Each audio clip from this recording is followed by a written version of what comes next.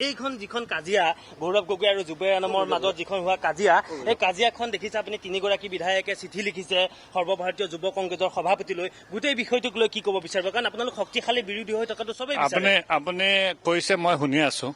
যে এনেকা কোনোবা লিখিছে এমএলএ কিন্তু মই শুনা নাই আপুনি কোৱাৰ পিছতো শুনিছো পত্ৰখন আমি আমাৰ আপুনি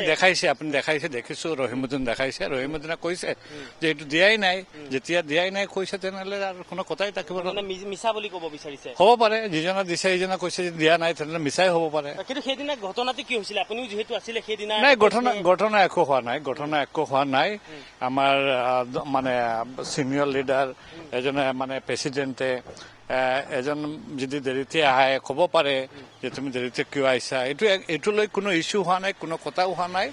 আমাৰ মাজত ঠিক আছে সব মিলজিল আছে একো প্ৰব্লেম নাই ধন্যবাদ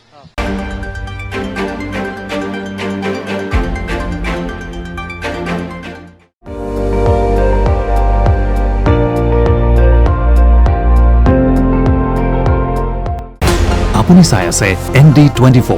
সৰ্বশ্ৰেষ্ঠ নহয় সৰ্বোত্তমৰ দৌৰ